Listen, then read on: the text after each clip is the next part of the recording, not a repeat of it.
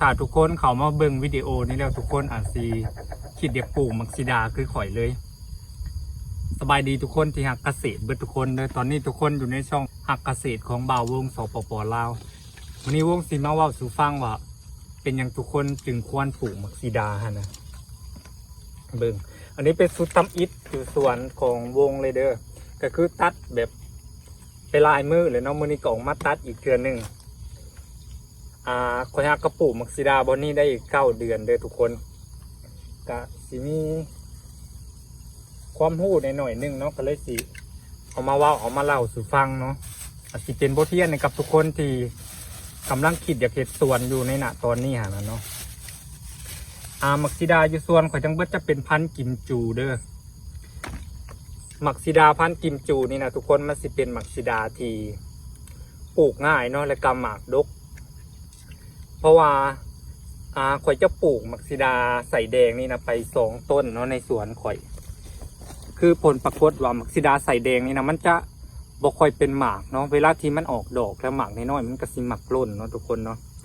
คือขนาดมี2 ต้นเนี่ยฮะก็คือว่าหักษาดีเต็มที่แล้วเนาะแต่ว่าหมากมันก็ยังหล่นอยู่เลยคือมักซิดานี่นะมันเป็นหมากไม้ที่สามารถเก็บกินได้ตลอดปีและก็เก็บขายได้ตลอดปีเลยนะทุกคนคือมื้อนี้นะออกมาเก็บมักซิดาเนาะแล้วก็คือทั้งเก็บแล้วก็ทั้งห่อไปนำเนาะเพราะว่ามักซิดานี่มันจะออกดอกทั้งปีเลยเนาะถ้าเขาปลูกประมาณถ้าบ่มีหน้าที่อีก็ประมาณ50-60 ต้นนี่ทุกคนจะสามารถเก็บขายได้ตลอดปีเลยเนาะสำหรับมักซิดาอันนี้มันเป็นข้อดีในการปลูกมักซิดาเลยเด้อทุกคนเด้อและข้อที่2นี่ที่ควรปลูกมักซิดาก็คือมักซิดานี่นะถ้าเขาปลูกเทื่อนึงนะมันจะสามารถเอาไว้ได้โดนประมาณ5-6 ปีเลยเนาะอันนี้มันขึ้นอยู่ที่การรักษาของเขานะทุกคนก็คือเขาปลูกใส่เวลาบ่ฮอดปีเขากะสามารถเก็บขายได้แล้วเนาะและกะเขาปลูกเทื่อนึงนะเขาสามารถเก็บขายได้ประมาณ5-6 ปีเลยนะทุกคนมันก็เลยคุ้มค่ากับการที่เขาลงทุนไปเนาะเพราะว่าเขาปลูกเทื่อเดียวเขาสามารถเก็บขายได้ยาวนานถึง5-6-7 ปีไปเลยนะอันนี้มันแล้วมันขึ้นอยู่กับว่าเขารักษาดีสำใดเนาะถ้าเขารักษาดีแบบว่าการให้ปุ๋ยกันบรวัตรักษามันได้นะครับก็สิเก็บยาวๆไปได้แบบ6-7 ปีเลยเนาะทุกคนเนาะอันนี้ก็เป็นข้อดีอีกอย่างหนึ่งของมักซิดาเนาะและมักซิดานี่นะทุกคนมันสิเป็นพืชแบบว่าตลาดต้องการเนาะเป็นหมากไม้ที่ขายได้ตลอดปีและกับตลาดก็ต้องการตลอดปีเลยนะก็คือมันมีแต่ข้อดีเนาะถ้าเขาปลูกแล้วก็เขารักษาได้เนาะก็คือถ้าทุกคนอยากให้ได้ผลผลิตตลอดปีนะมันจะมี2 เทคนิคเนาะที่จะให้มักซิดาได้ครับผลดีตลอดปีก็คือ1หลังจากที่เขาเก็บหมากมาแล้วนะเขาจะเริ่มการสิเป็นการตัดแต่งกิ่งเนาะหรือว่าสิเป็นการโน้มเนาะการโน้มก็เป็นเห็ดให้มันแตกแขนงอีกแบบหนึ่งเนาะก็คือมักซิดานี่นะถ้ามันแตกยอดใหม่นะทุกคนมันจะโป่งพร้อมกับดอกเลยเนาะถ้าเขาจะเห็ดวิธีใดก็ได้เนาะให้มันแตกแขนงก็คือถ้ามันแตกแขนงปุ๊บนี่ดอกมันจะออกมาทันทีเลยเนาะและมันก็คือผลผลิตของเราเนาะก็คือถ้าค่อยตัดยอดมักซิดานี่นะทุกคนมันจะใช้เวลาอีกประมาณ5 เดือนท่านจึงจะสามารถเก็บผลผลิตในสุดที่เขาตัดยอดมันได้เนาะอันนั้นก็เป็นเทคนิคในการปลูกมักซิดาอีกแบบหนึ่งเนาะก็คือถ้าเป็นการโน้มก็คือกันเนาะ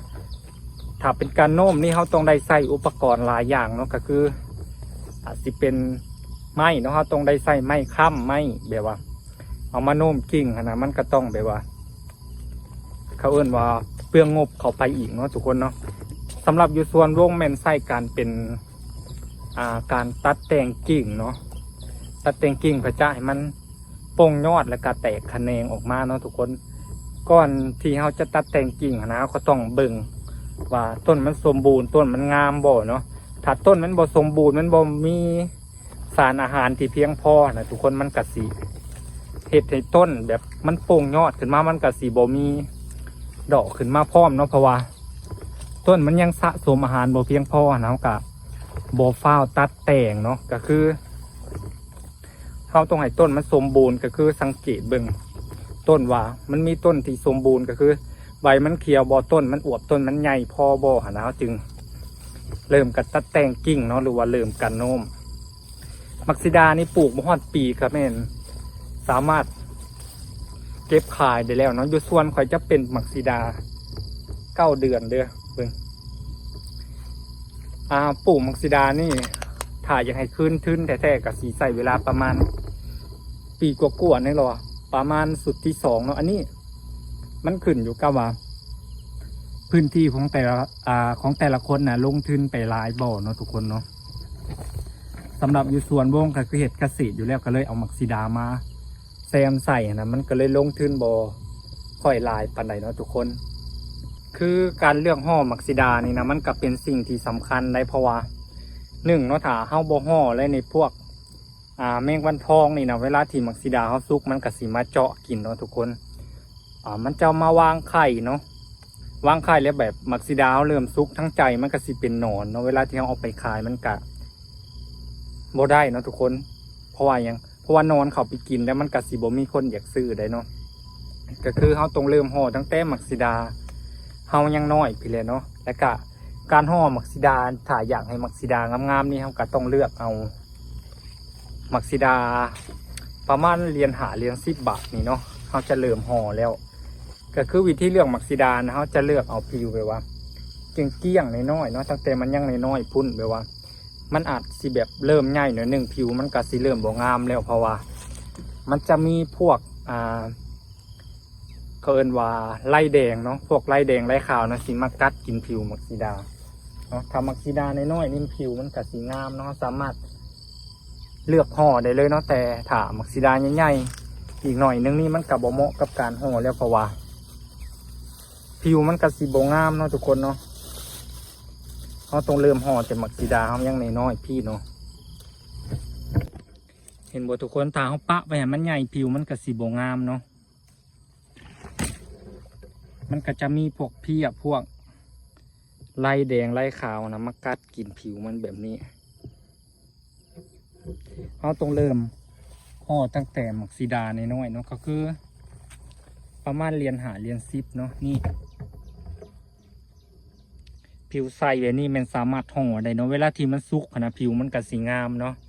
อันนี้เป็นเทคนิคของการห่อมักซิดาเป็นเอาใดทุกคนฟังมาฮอดนี้แล้วทุกคนคิดอยากปลูกมักซิดาบ่เนาะถ้าปลูกไว้ก็ดีเนาะประมาณ 3-4 ต้นนะปลูกไว้แบบเป็นการเฮี้ยนหู้เนาะปลูกไว้ในพื้นที่แบบว่าหอมๆของเรานะมันสามารถปลูกไว้ในบ่อซีเมนต์ปลูกใส่แบบ